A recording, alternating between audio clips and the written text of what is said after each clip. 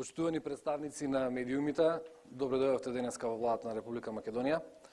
Денешната пресконференција е презентација на превентивни препораки и мерки во однос на аерозагадувањето. Првиот говорник е министерот за здравство, доктор Венко Филипче. Министер, повелете. Денешната пресконференција заедно со професорот Ѓорѓев од Институтот за јавно здравје е да укажеме на некои мерки и препораки во врска со аерозагадувањето, а до граѓаните на нашата земја. Како што знаете, борбата против аерозагадувањето е еден од приоритетите на оваа влада, а во таа смисла и на Министерството за здравство, со оглед на тоа што може да настанат и многу често се среќаваме со бројни компликации кај пациентите. Квалитетната и здрава животна средина е еден од основните предуслови за квалитетен живот на сите граѓани во Република Македонија. Свесни сме дека овој проблем се провлекува со години, свесни сме дека токму за време на зимските месеци има огромна загаденост на воздухот, посебно во некои од градовите во нашата земја и при тоа се афектирани некои ризични групи, како на граѓани, така и на пациенти. Затоа дозволете да укажам на некои препораки кои што ние како Министерство за здравство ги даваме до овие групи на граѓани, односно пациенти. Тогаш кога концентрацијата на PM10 частичките во воздухот се над 100 микрограма на метар кубен во 2 последователни дена, тогаш препорачуваме да се ограничи движењето и активностите на отворен простор, посебно кај децата, понатаму кај хроничните болни, оние кои што имаат кардиоваскуларни заболувања, кои што имаат долготрајна болест, шекерна, диабет, понатаму луѓе кои што преживеале мозочен удар и сите лица кои што професионалниот ангажман го обавуваат на отворен простор, колку може, колку што тоа дозволува да во смисла на време се намали.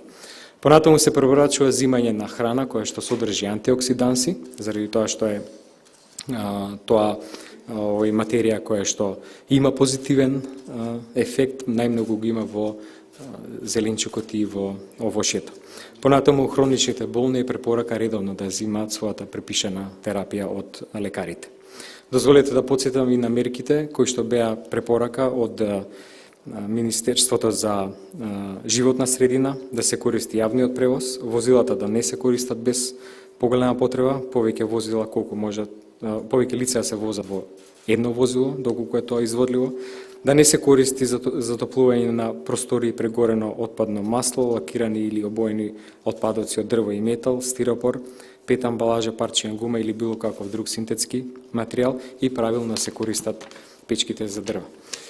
Доколку концентрацијата на PM10 частичките надмине 200 микрограми на метар кубен, тогаш ние ќе излеземе и со дополнителни мерки, а во смисла на ослободување од работните обврски кај бремените жени, лицата постари од 60 години, понатаму лицата со хронични предсе белодробни заболувања, тука мислам на хроничната астма, лицата со преживеан миокарден инфаркт, значи инфаркт на срцето или мозочен удар и без разлика на возраста ќе дојде во предвид и реорганизирање на работното време.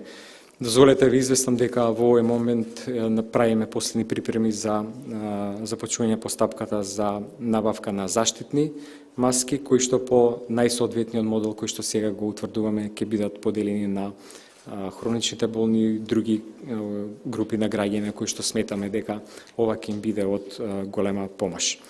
Ви благодарам на вниманието. Професор Ѓорѓев, повелете. Благодарам, министер. Предојдена со младински прашања, доктор Драган Ѓорѓев од Институтот за јавно здравје. Благодарам, господин министер.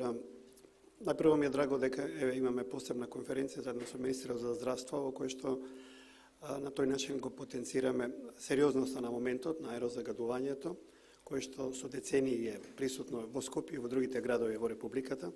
Концентрациите веќе ги знаете, тие се следат онлайн на веб порталот на Министерството за животна средина, веќе сите знаат и да ги тумачат за здравствените ефекти. Многу пати сме зборувале, денешниот фокус ни е на мерките кои што треба да се превземат во рамките на заштита на здравјето и секако препораките кои што се сепак одлука на граѓаните дали ќе ги почитуваат или не.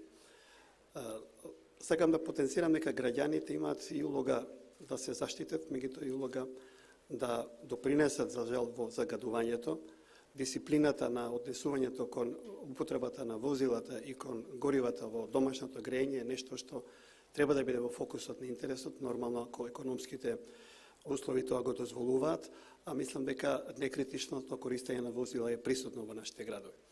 Она што е превенцијата, и за таа сме зборувале, не само ограничена посебно во услови на загадување и не мора да биде 100 микрограми и при помало загадување, престојот на отворен простор или физичка активност на отворен простор исто така треба да биде лимитирана. Овие употреби на заштитни материи кои што ги спомна министерот се во функција да се имунитетот подобри, бидејќи имунитетот исто така важен во справување со инфекциите кои што се накалемуваат на загадувањето на воздухот и фокусот на вулнерабилните групи на население кои што имаат намален имунитет, тоа се децата и старите лица, хроничните болни, исто така оди преку матичните доктори кои што во овој период комуницираат и треба да комуницираат со овие болни, како би можеле да нивните активности бидат лимитирани. Ефектите врз здравје се прво на респираторниот систем, значи заштита на белодробниот систем, астматичарите, било од која возраст треба да бидат под обсервација и се под обсервација за честените астматични напади во овие услови и избегнувањето на масовни собири каде што во услови на аерозагадување концентрациите се високи на надворешен и во внатрешен простор, исто така е една од препораките во овој период. Она што Институтот за јавно здравје го прави е воведува понови посовремени методологии во употреба на статистичките показатели од Завод за статистика за смртноста и од здравствените институции за заболувањата. Нашите лекари веќе преку мој термин имаат доволен број на платоци кај што можеме да ги фокусираме ризичните полиња и ризичните возрасти и на основа на тоа да направиме меки подготвености на здравствениот систем за справување со тие ризични популации. И исто така фокусот нашиот во промоцијата на проблемот, промоцијата на дисциплината и на трпеливоста, бидејќи некои од мерките можеби ја нарушуваат и комодитетот наш, употребата на возила, делењето на возилата, некаде и социјалниот момент е загрозен, тука сигурно владата е во прв план да помогне. Потребно е упорно спроведување.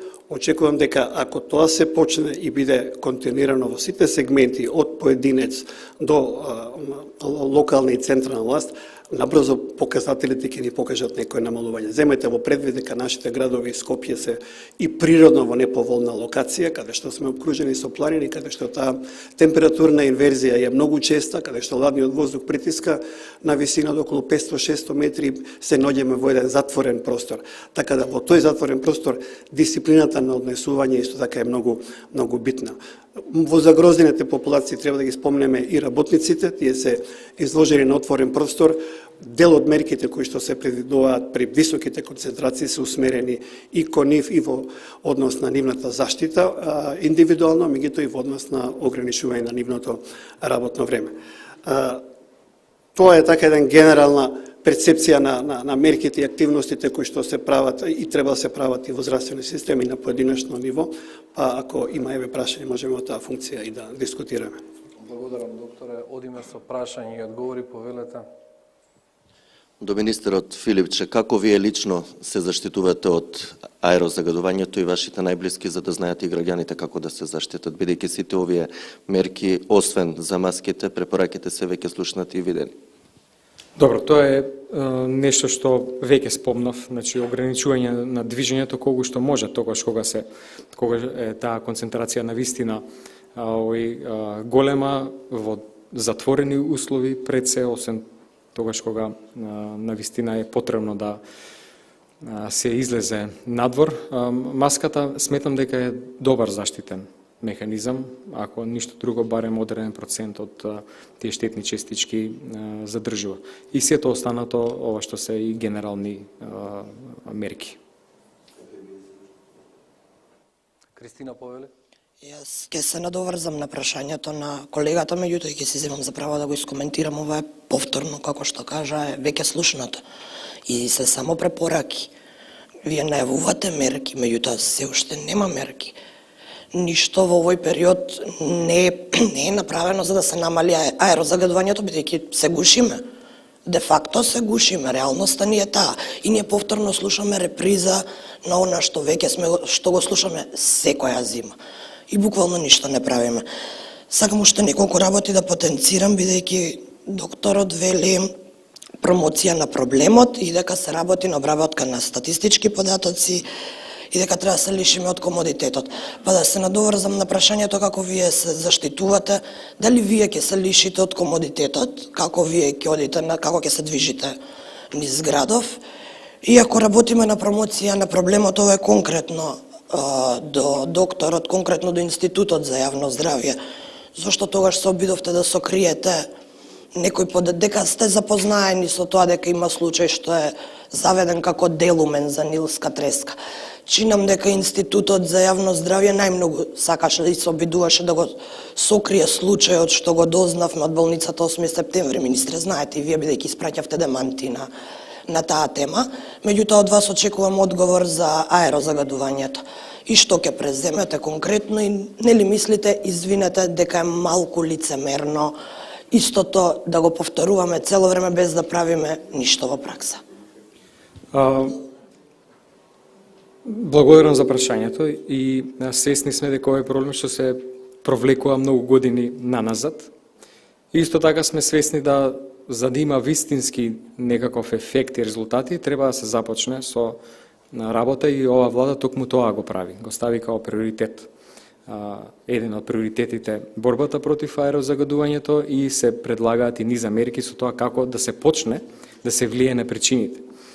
Во смисла на повторување на препораките, да вистина сметам дека како Министерство за здравство имаме обврска ова да го направиме, да укажеме и од стручен аспект, и заради тоа е денеска со нас и професорот од Институтот за јавно здравје, заради тоа што сме ние најкомпетентните кои што тоа мора и треба да го направат, при тоа не бегајќи од ниту една друга одговорност за партиципација активно во сите тела во борбата против причината за аерозагадувањето.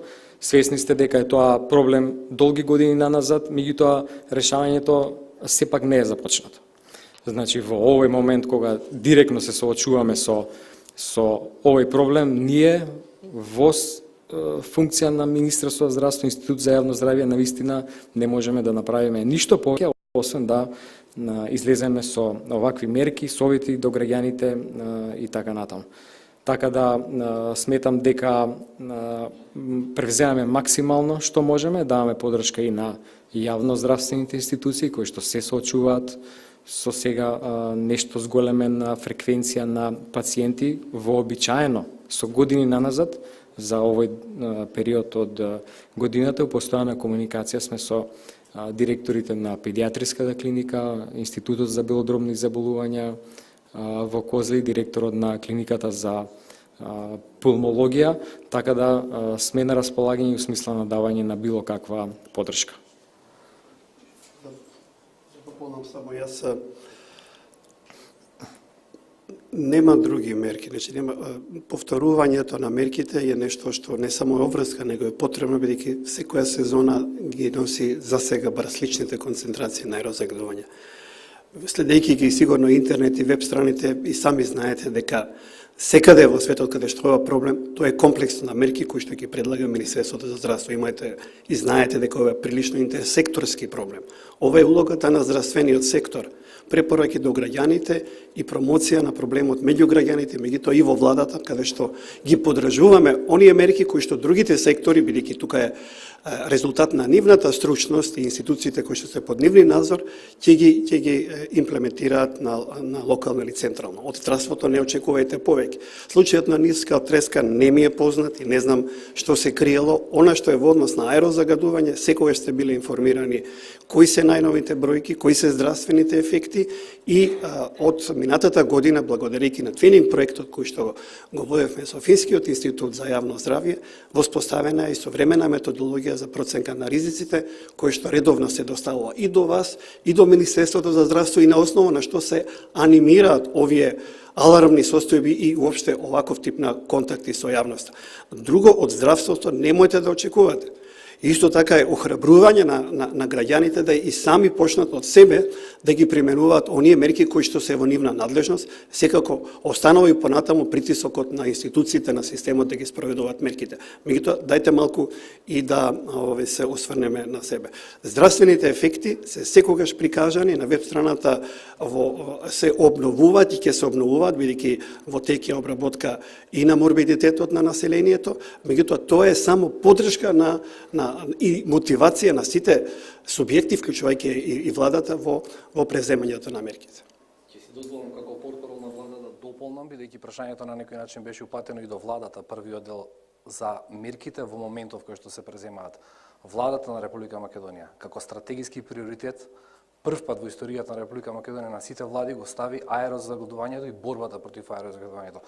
Парите кои што се определени не се на долг рок, туку се моментално. Мерките кои што ги преземаме се мислам дека секојдневно видливи, иако целосно се сложуваме со сите граѓани на Република Македонија дека состојбата е таква каква што е. Но и ние сме граѓани на Република Македонија, сите го дишаме истиот воздух и се бориме секојдневно со проблемот. Во координација со сите општини во Скопје конкретно, на дневна основа се преземаат конкретни мерки за да се намали аерозагадувањето во моментов. Тоа се краткорочни интервентни мерки.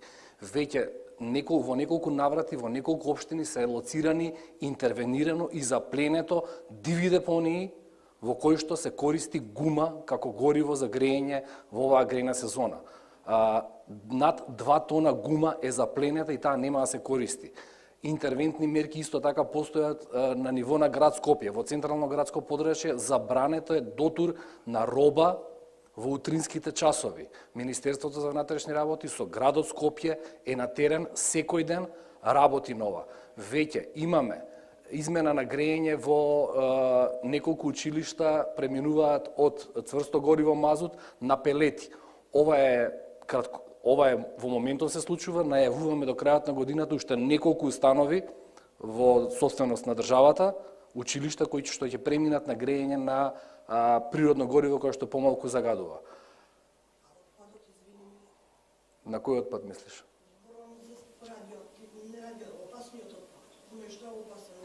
Инспекцијските служби, државниот инспекторат и градскиот инспекторат се на дневна основа на терен.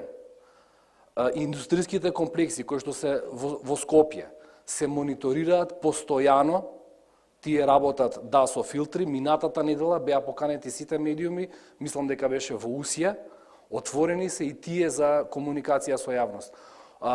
Скопскиот под град Скопје инспекторатот исто така на дневна основа е на терен. Се работи, но сепак ситуацијата е таква каква што е, видлива е, сите живееме со неа секој ден, но факт е исто така дека се работи. Телефонските броеви за пријавување на загадувач работат исто така постојано, користете ги. Ве замолувам, ова е борба на сите нас. Сите сме дел од оваа борба. Миријана повели со прашањето.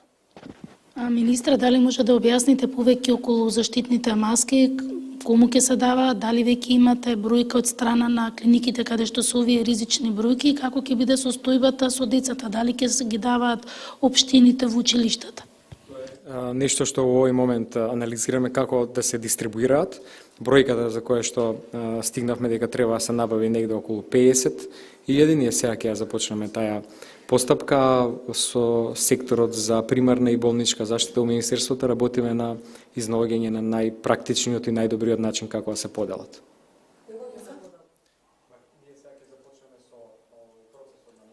Еднаш кога ќе ја набавиме, у меѓувреме ќе го имаме и најдобриот модел за дистрибуција. Дали имаме други прашања, ќе имаш можност по втор пат, дали имаме некој што не поставил прашања. Доколку не, повелете колегата од Сител. Професорот Ѓорѓев, со години ја следите состојбата со аерозагадувањето.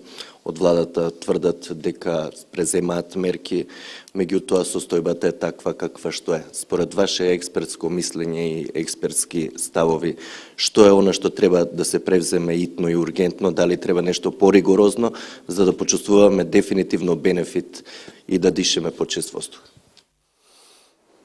Добро, навистина многу пати сме зборувале за мерките кои што се превзимаат акутно и хронично, долготрајно. Јас сум повеќе застапник на оние хроничните целогодишните мерки, кои што на многу поорганизиран начин и некој покомотен начин, без таа психоза која што секако ја имаме сите од аерозагадувањето, би можеле во сите сегменти да ги започнеме мерките. Бидејќи тоа не го правиме од поединци па до институции, се наоѓаме во вакви кризни моменти кога е многу тешко да се доведе некоја револуционерна мерка која што ќе може да го намали загадувањето. Повторно ќе кажам дека самата локација на градот е прилично неповолна да се очекува некои драматични подобрувања сем метеоролошкиот фактор кој што се случи и овие денови, па некако го расчисти воздухот. Ограничување, она што е практично можно во такви услови, бидејќи се велам интерсекторски, не би навлагал многу во нивната технологија на работа, е некаков тип на ограничување на сообраќајот. Градовите прават една low emission, што вика нула емисија во централните зони на градот, значи на тој начин да се ограничи. Меѓутоа, во друга страна треба да им понудите на луѓето и алтернативни транспорт, значи паралелно можноста рационално користење на возила, ограничување на сообраќајот и активација на подобрување на јавниот транспорт би била една од мерките кои што би го намалил процесот на загадување кој што доаѓа од сообраќајот. Тоа може да се направи во сезона. Друго во сезона е можеби да се намали и бројот на оние индивидуални грејања, ги имаме околу 40-50 илјади во градот, каде што или со субвенциите кои што течат и ќе течат, или со интервентните мерки кои што се најавуваат сега со новите планови, би можеле да се намали тој број на индивидуални извори на загадување. Нешто се прави, мислам дека веќе е прилично лимитиран број, али треба уште повеќе да се лимитира бројот на локалитети каде што има градење, бидејќи тие градежни локалитети се извор на една прашина кој во услови на оваа наша температурна инверзија се крева и повторно паѓа надоле на чистата прашина. Тока се тие 3-4 и ова што граѓаните на вистина би се откажале од индивидуално користење, дури некаде имате директорите или менеджерите на институциите ги групираат кој со кого да доаѓа на работа за да се намали бројот на возила. Тоа исто така може интервентно да се направи. Така да има доста мерки кои што и во текот на грејната сезона може да се применат, меѓутоа напоменувам, не очекувајте преку ноќ подобрување. Ако сите овие мерки ги започнеме и ги издржиме на нив, верувам дека имало и стручњаци кои што кажувале дека за 3-4 години можеби 20 од 30% ќе се намали и во некаква сукцесивност ќе дојме до некоја прифатлива бројка. Доколку немаме други прашања, ви благодариме на сите. Момент, микрофонот само земете. Представете се само ако може. Армен Гаши од телевизија 27. Би сакал министерот да го прашам во врска со последното покачување на платите на лекарите, зашто не беа опфатени специјализантите и младите лекари, знаејќи ги алармантните бројки од последните 10 години, каде кажуваат дека младите лекари и докторите скоро секој ден заминуваат од нашата земја. Што ќе превземете во врска со тоа, за да ги мотивирате на еден начин да останат во нашата земја? Младите лекари кои што се вработени и кои што не се специјалисти се исто така опфатени со зголемувањето. Значи, зголемувањето ги опфаќа лекарите специјалисти и наставниците, општите лекари, значи специјализантите, зборам за вработените, и медицинските сестри. Значи, сите се во групата кои што ќе добијат зголемување на платите. Пошто имавме жалба од специјализантите кои кажаат дека не се опфатени во тоа покачување на платата. Не, општите лекари се исто така офатени во покачувањето, значи покачувањето важи за сите. Ви благодарам.